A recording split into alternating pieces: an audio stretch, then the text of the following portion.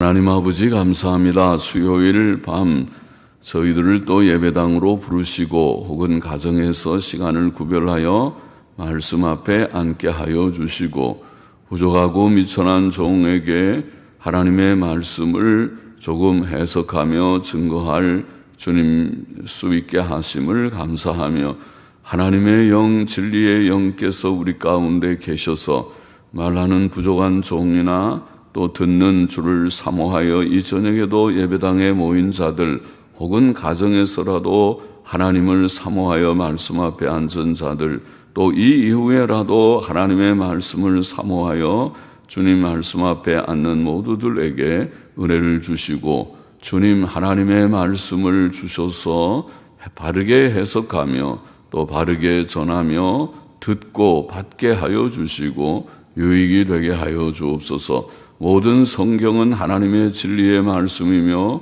교훈을 주는 말씀이오니 주님 이 말씀을 읽을 때마다 교훈이 되고 또 우리를 온전케 하는 자의 말씀이 되게 하여 주옵소서. 예수님 믿지 않는 자들은 예수님 믿고 구원을 얻게 하시고 예수님 믿은 자들은 말씀의 교훈 속에서 하나님을 더욱 알고 하나님의 뜻을 알고 또 하나님의 원하시는 교훈을 잘 받아서 온전케 되게 하여 주시기를 소원합니다. 이 한 시간을 주께 의지합니다. 예수 그리스도의 이름으로 기도하옵나이다. 아멘. 이사야 40장 12절부터 17절 말씀, 세상을 다스리시는 하나님, 세상을 다스리시는 하나님 제목을 이렇게 붙여보았습니다. 제목 붙이는 것이 참 어렵죠. 잠언 같은 것이 특별히 어렵죠. 새벽에 요새는 잠언은 몇 구절, 한 구절 하기에는 조금 너무 아쉬워서 한 4구절, 5구절 그렇게 하다 보니까 여러 내용들이 나올 때는 제목 붙이기가 정말 어렵죠. 세상을 다스리시는 하나님 12절 보십시다. 누가 손바닥으로 바닷물을 헤아렸으며 뼘으로 하늘을 재었으며 땅의 티끌을 되에 담아 보았으며 명칭으로 산들을 간칭으로 작은 산들을 달아 보았으랴. 명칭, 간칭 다 저울 종류겠지요. 저울들입니다. 명칭, 간칭, 명칭으로 산들을 간칭으로 작은 산들을 달아 보았으랴. 자, 12절 본절은 하나님의 창조하신 세계가 지극히 크다는 것을, 크다는 사실을 가리킵니다. 하나님께서 창조하신 광활한 땅과 바다를 바라보며 특히 넓은 하늘을 묵상할 때에 저 하늘의 끝이 어딘가, 저 하늘이 무엇인가, 저 너머에 무엇이 있는가 생각할 때 우리는 온 우주가 얼마나 크고 광대한지 알 수 있습니다. 우리가 사는 지구는 매우 크지만 온 우주의 한 작은 점에 불과함을 알고 있습니다. 우리가 사는 지구는 거대한 공과 같다고 우리가 알고 있습니다. 옛날에는 평평한 땅이라고 이해한 때도 있었지만은 그러나 이제 과학이 발달해서 또 로켓을 타고 진짜 공중에 올라가 보니까 지구는 공이었습니다. 둥근 공이 이 공간에 그렇게 매달려 있다고 표현할지 어디 매여 있는 끈은 없지만은 공간에 떠 있는 그런 공이라는 것을 알게 됐습니다. 이 거대한 공, 지구라는 공, 그 둘레가 약 4만 킬로미터라고 하니까 둘레가 4만 킬로미터 동그란 공의 제일 넓은 적도를 중심하는 둘레겠죠. 4만 킬로미터. 표면 면적을 따져보면 전체 지구공의 표면 면적이 약 5억 1천만 평방킬로미터. 얼마나 큰지 우리는 상상하기 어렵지만은 계산상으로 그렇게 말하더군요. 5억 1천만 평방킬로미터. 평방 제곱킬로미터란 말이죠. 평방킬로미터입니다. 그 중에 바다가 육지보다 약 2.4배 많다고 합니다. 바다가 더 큰 지구죠. 육지의 면적은 그러면 약 1억 5천만 평방킬로미터가 되는 셈이죠. 1억 5천만 평방킬로미터, 엄청 큰 땅이겠습니다. 육지에서 가장 높은 산은 우리가 아는 대로 높이 8,848m라고 하는 에베레스트 산, 히말라야 산맥에 있는 에베레스트 산, 등산하는 사람들이 그거를 정복하려고 올라가는 산, 그러다가 죽기도 하는 산이죠. 바다에서 가장 깊은 곳은 깊이가 약 11,000m인 마리아나 해구, 그러니까 바닷속의 깊은 걸 해구라고 하는데 마리아나 해구라고 하더군요. 누가 지구 표면에 거대한 바다들의 물의 부피를 달아볼 수 있을까? 손바닥으로 바닷물을 헤아리듯이 한 줌, 두 줌 바닷물을 퍼서 그 바닷물을 다 몇 줌이나 되는지 바다의 물의 부피를 달아볼 수 있을까? 대략적인 수학을 잘하는 사람들이 계산을 해서 계산은 하겠지만은 그것을 달아볼 수 없을 것 같고, 누가 지구의 흙을 되에 담아 달아볼 수 있겠는가? 오늘 본문의 표현이 그러죠. 누가 바닷물을 헤아렸으며, 손바닥으로 바닷물을 헤아렸으며, 뼘으로 하늘을 재었으며, 하늘이 얼마나 큰지 몇 뼘이나 되는지 한번 재본다고 한 뼘, 두 뼘 길이 재듯이 하늘을 재어볼 수 있고, 땅의 티끌을 되에 담아 보았으며, 조금의 모래가 조금 있다면은 몇 대박으로 담아보지만은 이 땅을 얼마나 우리가 대박으로 담아야 몇 대박이나 나올지 담아볼 수 있는가. 그 말은 이거는 너무 크고 너무 거대하다는 것이죠. 땅도 너무 엄청나게 크고, 아까 둘레가 4만 킬로미터, 표면 면적이 5억 1천만 평방킬로미터, 땅만 말하면 1억 5천만 평방킬로미터가 되는 이 넓은 땅을 누가 다 대어 보겠습니까? 누가 저 높은 산들과 저 작은 산들의 무게를, 무슨 저울이 있어서 저울에 달아서 산이, 에베레스트 산은 무게가 몇 킬로그램이다, 그렇게 달아보겠습니까? 자, 이렇게 지구는, 우리가 사는 지구는 굉장히 큰 지구입니다. 큰 지구입니다. 그런데 이 큰 지구는 태양을 중심으로 돌고 있는 9개의 행성들, 요즘에는 8개라고 하기도 하던데 우리가 배울 때는 9개의 행성들 중에 하나에 불과합니다. 그렇죠? 아이들이 학교에서 공부하는 대로 수금지와 목도천의 명, 그렇게 하거든요. 수성의 금성, 목성, 수금, 지구, 그 다음에 목성, 금성 하면서도 수금지와 목도천의 명, 이 9개의 행성들이죠.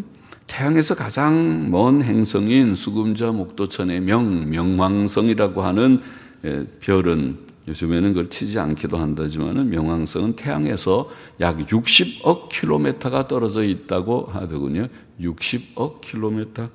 그러면 태양계라고 하는 수금지와 목도천, 태양을 중심으로 해서 돌고 있는 9개 행성들을 다 포함해서 태양계, 그렇게 부르는데 솔라 시스템이라고 그러죠. 태양계라고 하는 이 태양계의 직경은 태양에서 명왕성까지가 60km니까 직경으로 하면 120억 킬로미터입니다. 120억.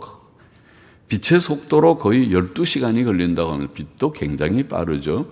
빛은 1초에 째깍하는 동안 지구를 7바퀴 반을 돈다고 그러거든요. 빛의 속도가 엄청 빠르죠. 와, 이 광속이라는 것이. 그래서 7바퀴 반, 그 아까 지구 둘레가 아까 말해요. 4만 킬로미터라고 그러니까 4만 킬로미터를 7바퀴 반을 하면은 30만 킬로미터가 되죠. 그러니까 1초에 빛은 30만 킬로미터를 간답니다. 속도가. 그게 빛의 속도입니다. 광속이. 그러니까 요새 광 케이블, 그래서 인터넷 케이블들이 빛의 속도로 간다고 그러죠. 여기서 째깍 컴퓨터를 치는데 키보드를 땅 쳤는데 저쪽에서 미국이나 영국에서 여보세요 하고 들을 수 있어요. 금방 신호가 가요. 그렇게 1초에 7바퀴 반을 도니까 그 속도가 엄청 빠르겠죠. 진짜 빛의 속도인지는 몰라도 하여튼 광케이블이라고 그렇게 부릅니다. 빠르게. 그러니까 진짜 금방 째깍하면은 금방 거기서 뜨는, 그러니까 약간의 시차가 있어도 빛의 속도가까지는 않아 보이지만은 그렇게 빠르게 가죠. 그래서 태양계의 직경이 125km, 또 빛의 속도로 약 12시간이 걸리는, 더 놀라운 사실은 이런 별들이, 이런 태양계라고 하는 지금 이 태양을 중심해서 9개의 행성이 도는 그런 별들, 이런 별들이 약 1000억 개가 모여서 은하계라고 하는, 은하계, 삼성에서 나오는 갤럭시, 우리 그 핸드폰 이름처럼 갤럭시라고 합니다. 갤럭시라는 말이 은하수라는 말이, 은하라는 말인데, 은하계라고 하는 것을 형성한다고 해요. 그러니까 별들이 1000억 개랍니다. 은하계가. 그러니까 밤하늘에 보면 은하수를 보면 별들이 다 모여있는 별들의 하나의 큰 집단이죠. 1000억 개가 모여있는 그런 은하수, 은하계가 있는데, 이 은하계의 직경은 10만 광년이라고 해요. 지금 제가 우주의 크기를 지금 생각하는 것입니다. 은하계 하나가 10만 광년, 광년이라는 말은 빛이, 아까 빛이 1초에 30만 킬로미터 간다고 그러고, 우리 태양계는 12시간 걸린다고 그랬는데, 10만 광년, 1광년이라는 말은 빛이 1년 동안 날아가는 거리예요. 빛이 날아간다고 표현해야지. 빛이 가는 거리가 1광년입니다. 그러면 1광년, 빛이 1초에 30만 킬로미터를 가는데 1년 동안 달려가면 1년이면 뭐 몇 초가, 엄청 초가 많잖아요. 곱해보면은 그것이 1년 동안 빛이 가면은 약 9조 4,500억 킬로미터를 간답니다. 단위가 크죠. 9조 4,500억 킬로미터. 그럼 은하수의 거리라는, 직경이라는 것이, 직경은 이 1광년 9조 4,500억 킬로미터 곱하기 10만을 해야 되죠. 10만 광년이니까. 그럼 어떻게, 우린 계산을 지금 이게 9조 4,500 킬로미터도 우리는 머리로 상상할 수 없는 거리지만은, 거기서다 10만 배를 곱한다면 은하계의 길이가 엄청 큰데, 와, 우주가 너무 크구나. 그 속에 우리가 지구 속에도 코리아, 한국이라는 조그만 나라에, 그것도 그 속에 또 한국 안에서도 서울도 합정동, 거기도 합정동에 조그만 우리 여기서 모여 있으니까, 아이고, 우주에서 보면은 이건 점도 아니죠. 점도 아니죠. 그 길이를 상상하기 어렵고, 더욱 놀라운 것은 우주에는, 우리가 사는 이 우주, 하나님이 만드신 이 우주에는 이런 유의 은하계가, 이런 은하계, 갤럭시라고 하는 은하계가 약 1000억 개가 있답니다. 이건 과학책에 나와 있는 얘기입니다. 과학책에 나와 있는 약 1000억 개가, 갤럭시가 1000억 개가 있대요. 그러면 이 우주는 얼마나 큰가? 그리고 우주의 크기를 우리가 생각하면 머리로 나는 이해할 수가 없어요. 태양계도, 지구도 엄청 커서 내가 끝을 못 보는데, 태양계, 은하계, 이런 은하계가 1000억 개가 또 있는 우주, 그것을 우리가 어떻게 이해할 수 있겠습니까? 누가 저 광대한 하늘의 크기를 뼘으로 재어보는 건 어림도 없고, 무슨 줄자로 재는지 뭘 재어서 우주의 크기를 말할 수 있겠는가? 저 끝없이 펼쳐진 우주의 크기를 재어볼 자가 없습니다. 단지 우리 머리로 좀 상상하고, 와, 되게 크네, 엄청나게 크네, 너무너무 크네.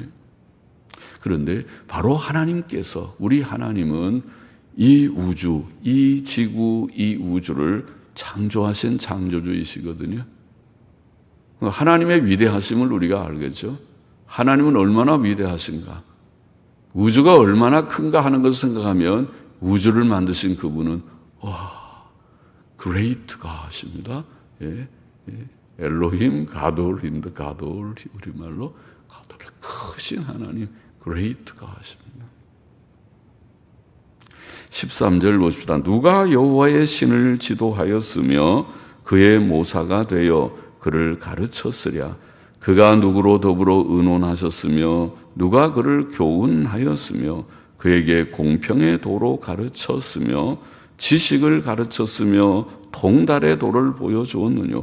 창조자 하나님을 우리가 생각할 때 하나님이 이 우주, 이 광대무변하다고 표현하는 끝이 없어 보이는 이 놀라운 우주를 어떻게 만드셨을까?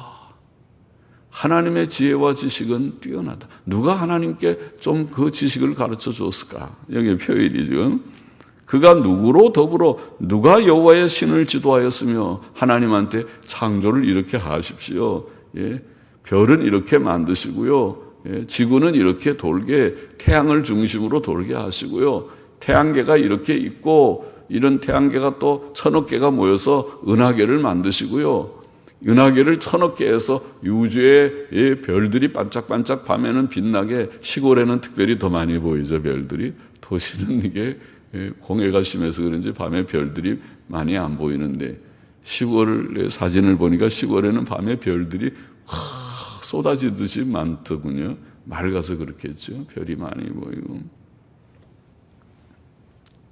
그리고 그게 누가 그에게 지식을 가르쳤고 통달의 도를 보여주었느냐. 누가 그에게 공평의 도로 가르쳤으며. 자, 하나님은 이렇게 무한하신 지혜와 능력이 무한하신 하나님이실 뿐만 아니라 공의로우신 하나님, 공평의 도를 가지시는 하나님, 그렇죠? 하나님의 특징이죠. 우리 하나님은 단순히 와 놀랍다 정도가 아니라 우리에게 십계명을 주시고 올바르게 살아야 된다. 인생은 바르게 살아야 된다. 죄 지으면 안 된다. 그것을 가르치신 하나님이시죠. 자, 그것을 여기에 말씀했습니다. 하나님은 참으로 존재와 지혜와 능력이 무한하신 창조주 하나님이시다. 그러므로 욥기 12장 13절은 지혜와 권능이 하나님께 있고 모략과 명철도 그에게 속하였도다. 그러죠. 하나님의 지혜와 하나님의 지식 우리가 생각할수록 와 놀랍다. 우리 하나님 원더풀입니다. 최고입니다. 우리 하나님의 위대하심은 처음입니다. 이 세상에 우리가 하나님만 바로 알아도 나는 행복자입니다. 내가 정말 좋은 거 배웠다. 이 세상에서 제일 중요한 철학자들이 말하는 모든 존재의 근원을, 존재의 근원이 하나님이시구나. 하나님이 계시구나. 그 사실을 깨닫게 되고 알게 되고 믿게 되었다면 놀라운 보화를 발견한 것이죠. 시편 147편 5절에 보면 우리 주는 광대하시며, 아까 말한 광대하시며, 우리 주님이 얼마나 크신 하나님이신지, 광대하시며 능력이 많으시며 그 지혜가 무궁하시도다. 그렇게 말했습니다. 광대하시고 능력이 많으시고 하나님의 존재가 광대하시고 하나님은 무한하신 하나님, 광대무변하신 하나님, 편재하시는 하나님, 어디에나 계시는 충만하신 하나님이시고 또 지식의 능력이 많으신 전능하신 하나님. 이 우주를 만든 것만 보면 알죠. 우리는 조그만 거 하나도 못 만드는데 만들려면 보통 힘든 게 아닌데 하나님께서는 우주를 만드셨습니다. 능력이 많으신 하나님, 지혜가 무궁하신 하나님, 그렇게 고백했습니다. 한마디로 하나님께서는 전지전능하시고 완전자이신 하나님, 또 그는 지극히 공의로우신 도덕적 하나님이심을 성경은 증거합니다. 15절 마저 보라, 그에게는 열방은 통에 한 방울 물 같고. 지금 이스라엘이 직면한, 우리가 이사야 앞뒤 문맥에서 앞에서 말씀했지만은 유다왕 히스기야 때에 아수르가 쳐들어오고 바벨론 사신들을 맞으면서 히스기야가 실수하고 그런 얘기로 앞으로 이 나라가 망해서 네 나라가 망해서 바벨론으로 다 포로로 잡혀가고 내 자손들이 거기에 환관이 되고 그런 얘기 하지 않았습니까? 아수르 나라와 바벨론 나라는 큰 나라입니다. 우리나라는 그 규모가 그렇게 큰 나라는 아니죠. 그래도 뭐 인구 5천만 그러면 그것도 인구가 작은 것은 아니지만은 그보다 작은 나라들 천지더라고요. 그런데 그러나 우리 주위에 있는 나라들 일본만 해도 아마 1억이 넘죠, 인구가. 중국은 뭐 세계에서 제일 큰 인구를 가진 그런 몇 억인가요? 아마 10억이 넘는 그런 나라, 그죠?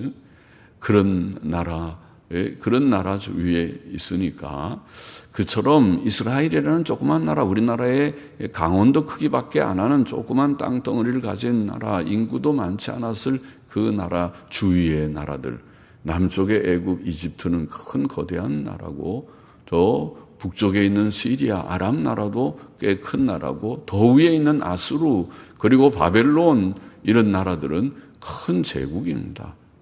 땅도 크기가 크고 인구도 많고 군사력도 강한 나라입니다. 그런 나라들을 볼 때는 이스라엘은 굉장히 작은 나라니까 위축되겠죠.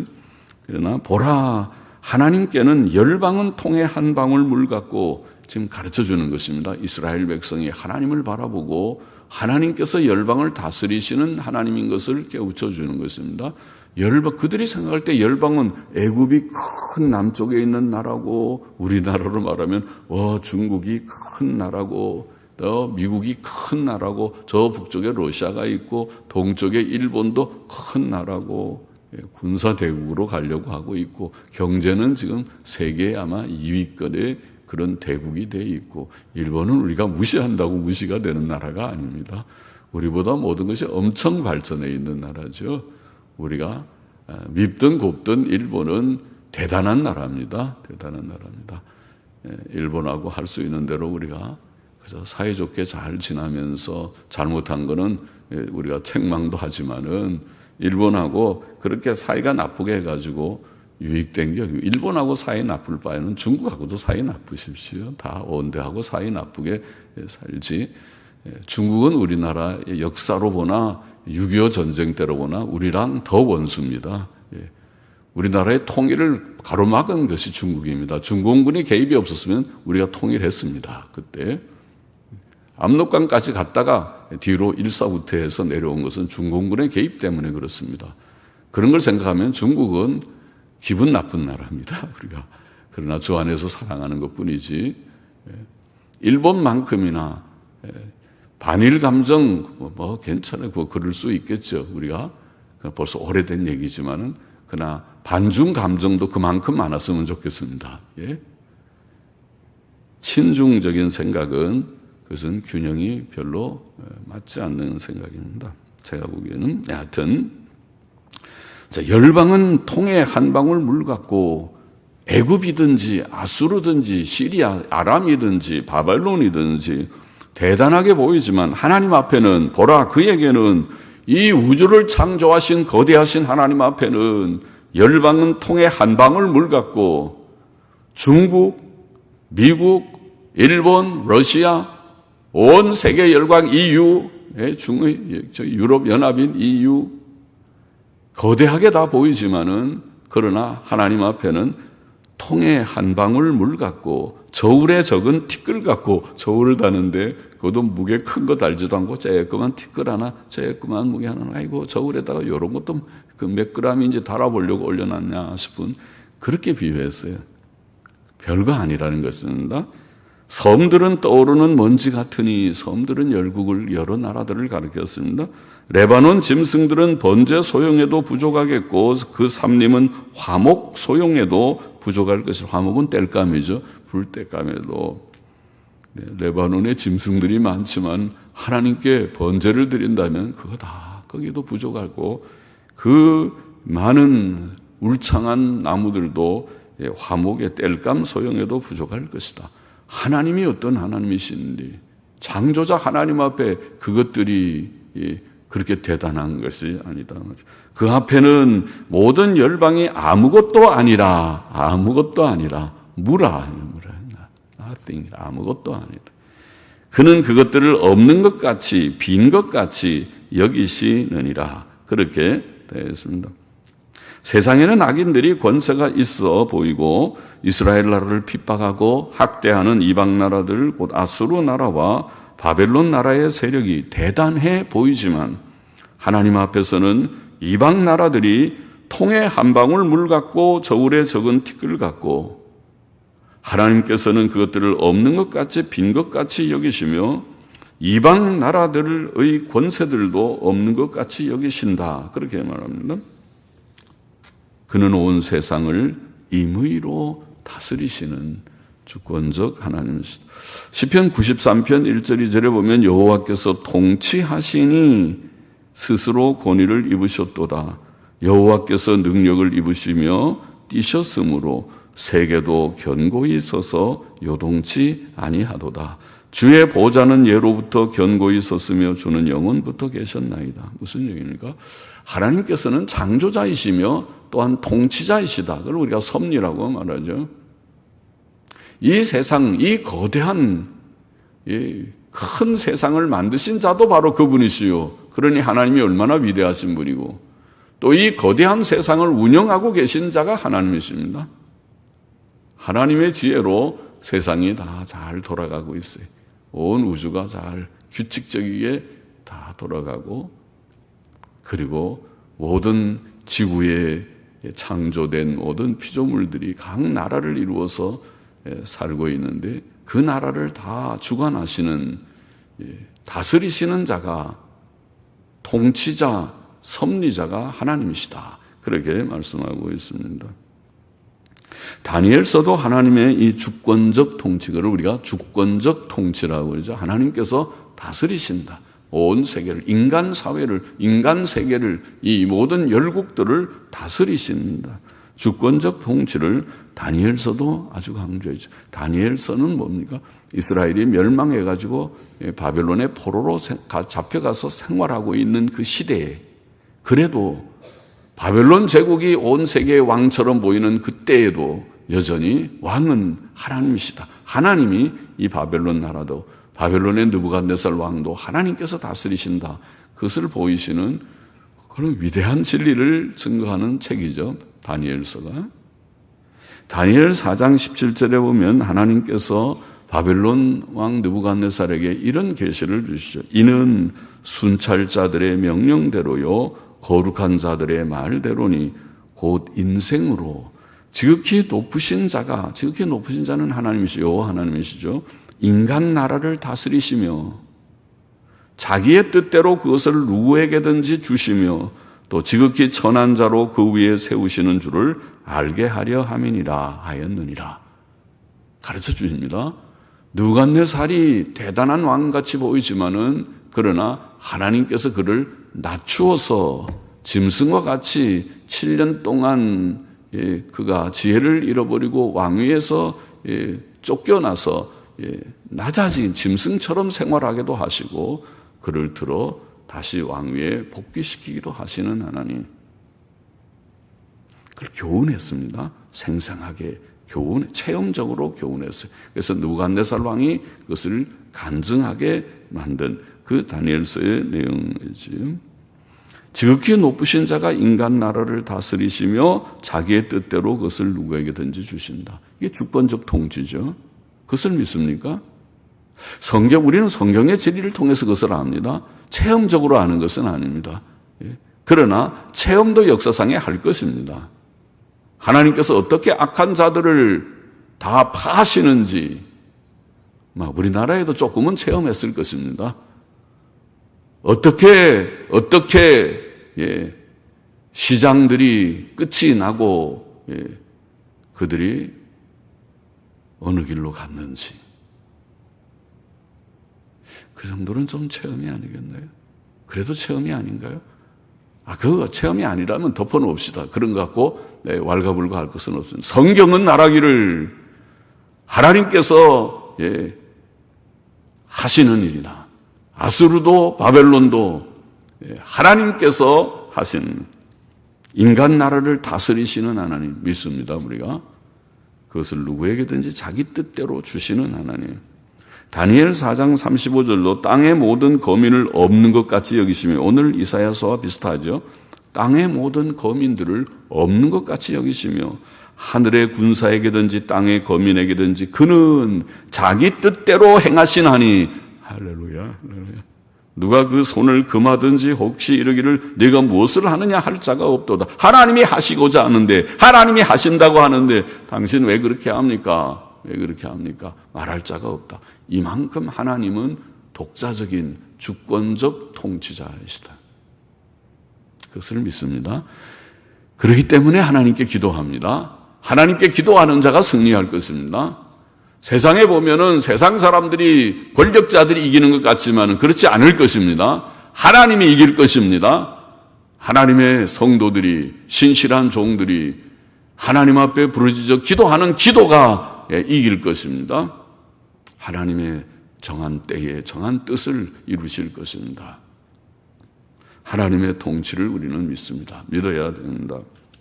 세상을 다스리시는 하나님의 목표는 무엇일까? 그것은 성경 전체에서 우리가 아는 대로 땅 위에 하나님의 나라를 세우시는, 하나님께서 열국들을 다 무로 여기시고 없는 것 같이 여기시는 하나님께서, 그럼 왜 그들을 무로 여기시는가?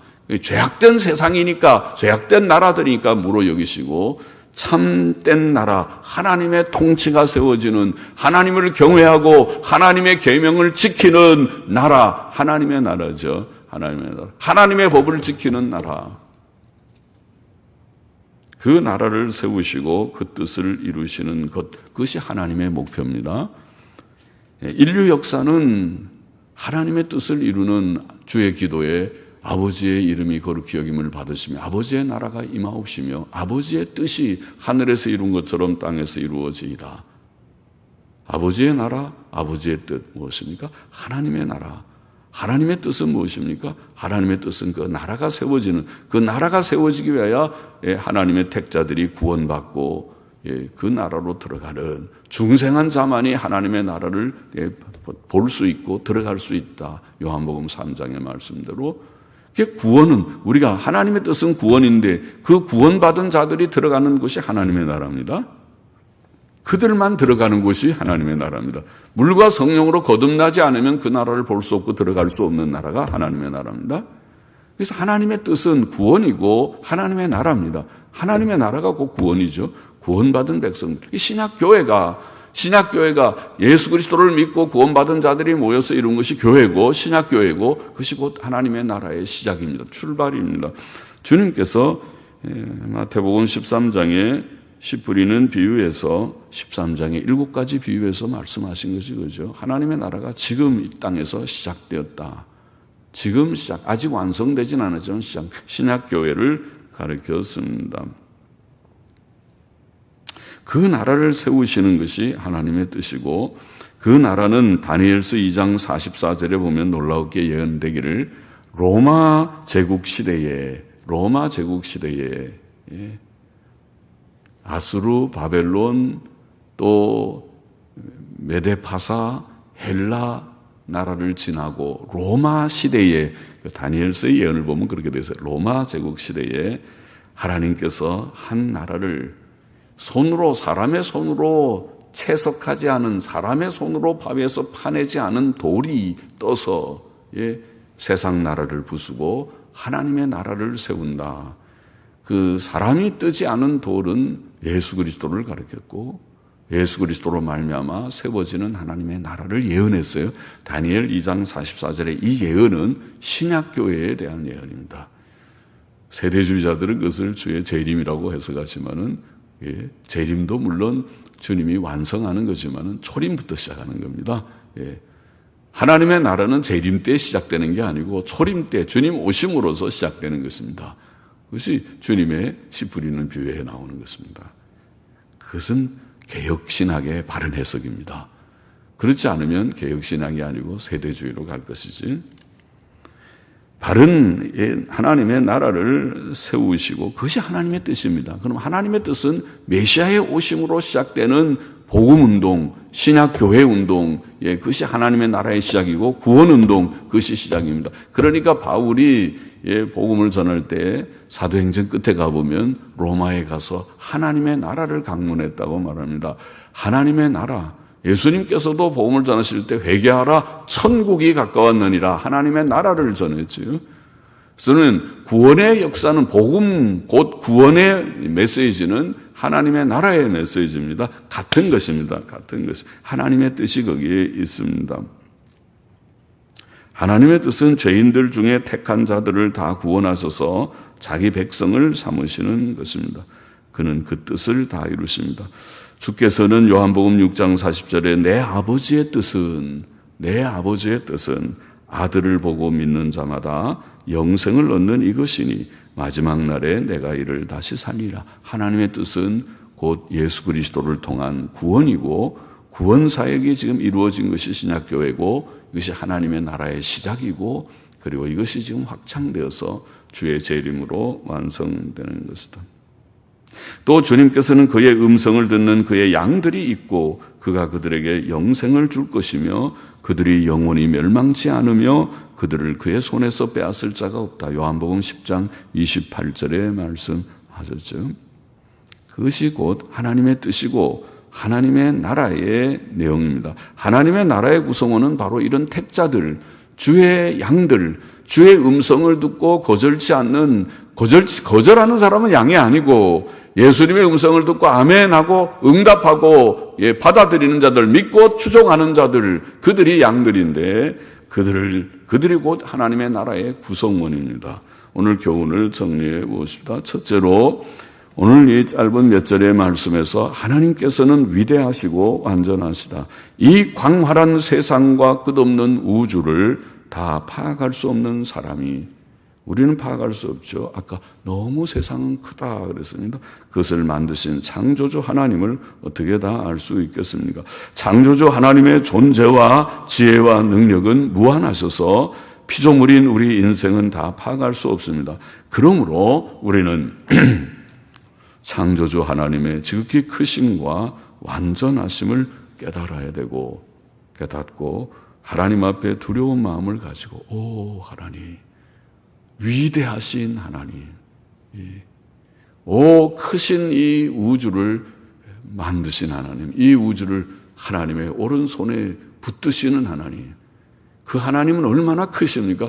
우주가 끝이 없이 크다고 보이는데 그 우주를 오른손에 붙드시는 창조주 하나님은 얼마나 위대하신 하나님이시고 크신 하나님, 위대하신 하나님 앞에 두려운 마음으로 엎드리며 그를 인정하고 그에게 찬송과 경배와 영광을 돌려야 한다는 말씀입니다. 둘째로 하나님께서는 이 창조자 섭리자 하나님께서는 온 세상 나라들을 주관하시는 하나님이시다. 여기 보면 온 세상 나라들은 하나님 앞에 통의 한 방울 물과 같고 저울에 적은 티끌 같고 실상 아무것도 없는 무와 같으다. 이렇게 말했어요. 하나님께서 임의로 다스린다는 것이죠.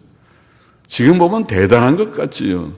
특별히 무슨 대통령이 돼서 취임식 할 때 보면 대단하게 보이고 미국의 대통령 취임하는 거 보면 근사하게 1등 국가, 제일 나라의 세계에서 큰 국가가 하는 취임식 대단하구나. 그게 보이지만은 하나님께서 보시면 피 웃으시는 그것들을 무로 여기시고 아무것도 아니야.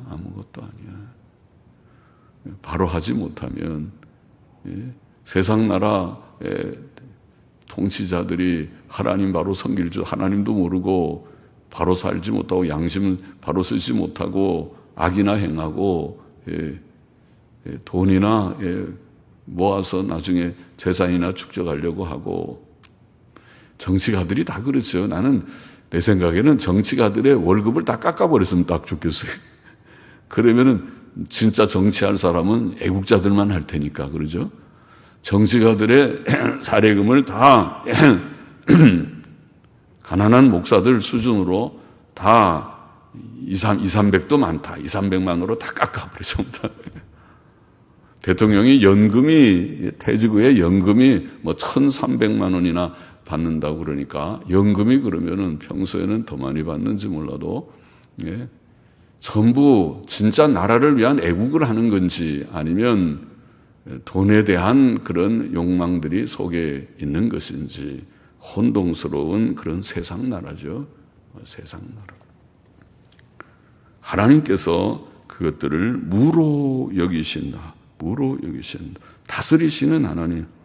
인류 역사는 하나님의 섭리 역사입니다. 하나님께서 섭리하시고 다스리시는 세상이다. 그거를 깨달아야 되고, 그것을 깨달을 때에 하나님 의지하고 하나님께 의탁하고, 아까 말한 대로 부르짖어 기도합니다. 하나님, 주의 뜻을 이루시옵소서. 주의 뜻을 이루시옵소서. 예? 주님이 버리지 않으시면 우리나라가 버림을 당하지 않을 거고, 주님이 버리시면 버려질 것이고, 주님이 바로 세우시면 나라가 바로 갈 것이고, 주님이 버려두시면 나라가 휘청거리고 곁길로 갈 수도 있을 것이고. 누구 손에 달렸습니까? 하나님의 손에 달렸고, 물론 그것은 이 백성의 손에 달려있기, 백성들이 투표 잘해야 되겠지만은, 그러나 잘하고 못하는 것도 하나님 손에 달려있다는 것입니다. 하나님께서 이 나라가 믿게 보여서 버려두시면은 백성들이 잘못하든지 선거가 부정이 있든지 뭐가 있든지 간에 나라가 다 엉망이 돼서 곁길로 갈 것이고, 하나님께서 불쌍히 여기시면 안 돼. 그렇게 하는 것은 다 엄벌에 처한다. 다 잘못한 것은 다 드러날 것이다. 다 잘못을 하나님께서 다 책망하셔서 바른 길을 갈 것이고, 하나님의 손안에 달려있다. 세상을 주장하시는 자가 하나님이시다. 그리고 그 하나님의 뜻은 셋째로 뭐라고 그랬습니까? 하나님의 나라다. 세상 나라는 다 무로 여기시고 하나님의 나라를 세우신다. 그 나라를 세우신다는 것이 곧 구원이고, 그것이 하나님의 뜻이다. 하나님의 섭리의 목표는 택자들의 구원과 교회와 하나님의 나라의 건립이다. 요약하면 그렇게 말할 수 있죠. 그것을 지금은 이루어 가시는 것입니다. 우리는 그 가운데 참여하게 됐습니다. 감사하게도 하나님께서 우리를 붙여주셔서 너도 들어와, 택자다. 내가 너를 택하였노라. 만세전에 너를 택하였고 아들 예수 그리스도의 피로 너를 샀으니 오너라고 다 불러주셔서 오늘 우리가 예수님 믿고 교회의 구성원이 된 줄을 믿습니다. 그리고 감사하다. 내가 나의 생을 주를 위하여, 주의 영광을 위하여 먹든지 마시든지 무엇을 하든지 주의 영광을 위하여, 살든지 죽든지 주의 영광을 위하여 내가 살리라. 같이 기도하십시다. 하나님께서 위대하시고 완전하심을 깨닫고 하나님께 영광을 돌리게 하시고, 하나님께서 열국을 다스리시는 하나님이신 것을 깨닫고 두려운 마음을 갖고 하나님께 모든 것을 의탁하며 섭리자 하나님께 기도하는 저희들이 되게 하여 주시고, 하나님의 뜻이 하나님의 나라요 구원인 것을 깨닫고 오늘 신약교회에 하나님의 뜻이 있는 줄을 깨닫고 감사하며 우리를 구원하신 하나님께 영광을 돌리며 하나님의 뜻에 합하게 순종하며 주님을 따라가는, 주님을 섬기는 저와 우리 모두가 되게만 하여 주옵시기를 심히 소원하며 감사하며 예수님의 이름으로 기도하옵나이다. 아멘. 우리가 공동